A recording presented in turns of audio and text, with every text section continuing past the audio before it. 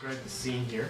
What we've got going on is we're going to pretend that we have our food in the center when we're on the Wahi expedition with the guys. And Derek and I are discussing our plan of action for tomorrow with the map. And we're just going to do a little fishbowl.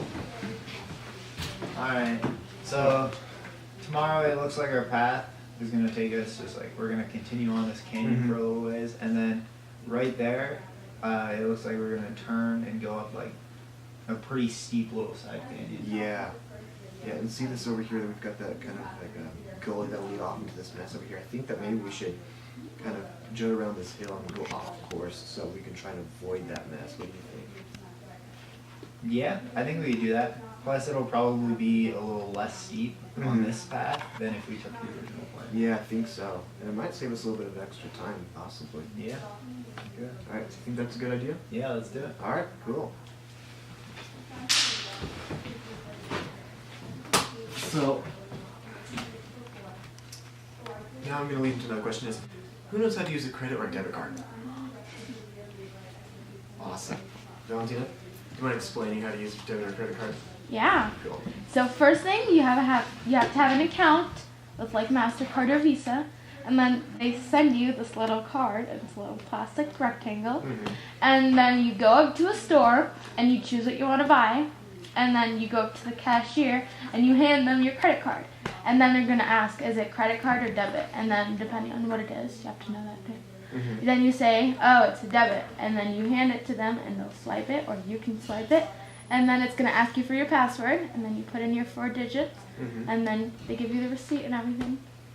Cool. Check you have money in your credit card. Thank you. So, what seems like such a simple task was really stressful to me the first time I was using a debit card.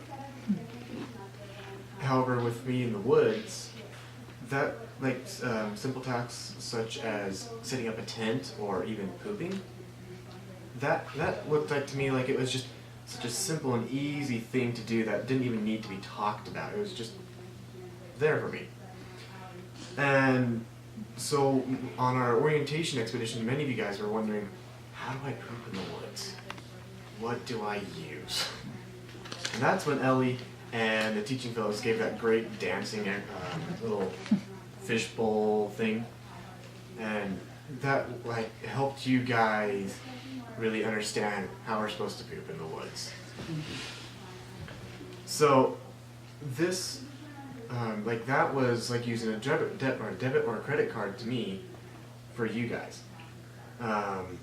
It was hard for me to understand how to use a card like that, whereas it was hard for you guys to understand how to poop in the woods. So by applying task knowledge to new situations, we're able to complete tasks and attempt new ones with being able to have a better chance of actually completing with success.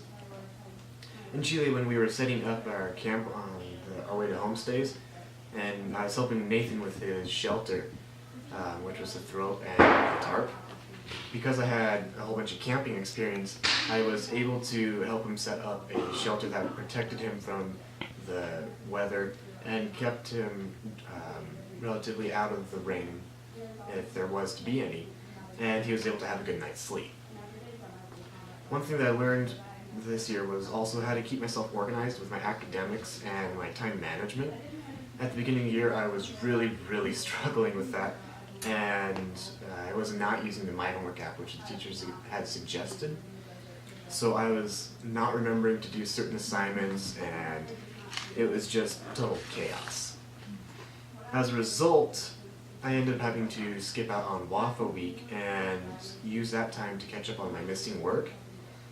And when I came back, I was practically all caught up, and I told myself that I didn't want to miss out on homestays because I wanted to actually be able to go out there and communicate and talk to a Chilean family and get that experience. So I made sure that I was using the homework app, and I made sure that I was trying different ways to manage my time better. So during the Wahi expedition, when Derek and I were leaders of the day, I realized that the reason why we worked so well together was because we were both talking to each other like we were equals, and we would discuss situations with each other, figuring out the possible consequences, both good and bad. When we were trying to figure out what we wanted to, or when we wanted to go off course, like our fishbowl showed, we were trying to avoid a little gully that led off into this whole big old maze of just taking us off route, and it set us back a couple of hours. And so to avoid that, what we had done was we decided to take, and on the map, say we have a mountain here and another mountain here, and our original route was to travel around and then go up this way. Now we wanted to avoid getting off in this mess over here, so we had taken and gone and just cut right between the two mountains. At least that's what our plan was going to be. When we were navigating through the canyon, I was at the front of the line, and I was having a hard time distinguishing where we were supposed to take off and jump right and go up and over the hill. So I called Derek up to the front, and we were discussing, and we decided that if anything, we had already passed it, if we weren't already at it. So it was best just to take that and continue on. So we took that little slot canyon, or not slot canyon, but the gully, and got up and over, and it turns out that we were on the course that was highlighted on the map already, and we had missed the little gully that we were trying to hit in the first place. But we were still able to recognize that if we continue a certain way, we were going to have problems and get off course that far, which Dan had warned us about in the past when he said that that had taken that route and ended up getting behind schedule a couple of hours. And I used to have a really hard time discussing and finding out plans of actions with my peers, or especially with my brother. And I didn't realize this, but until the Harkness discussions, when Ellie pointed out that I can have a lecturing tone or kind of a combative tone, it really turns people off. And that was one of the skills that I decided I really need to work on this if I'm going to get my CLP going.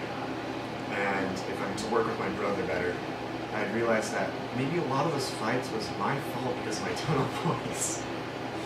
And so I gradually started to improve on this, and by the end of the Harkness discussions, I was able to communicate with people and not have that combative or lecturing tone.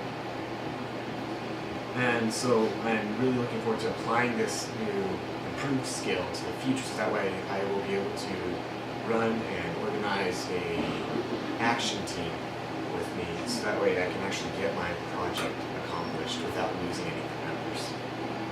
And by applying past knowledge to new situations, I hope that I'll be able to better handle situations with greater success. And using my outdoor skills throughout to help guide the group through the Wahis, I will be able to communicate my skills without to help work out the plan of action when directing people to reach a common goal.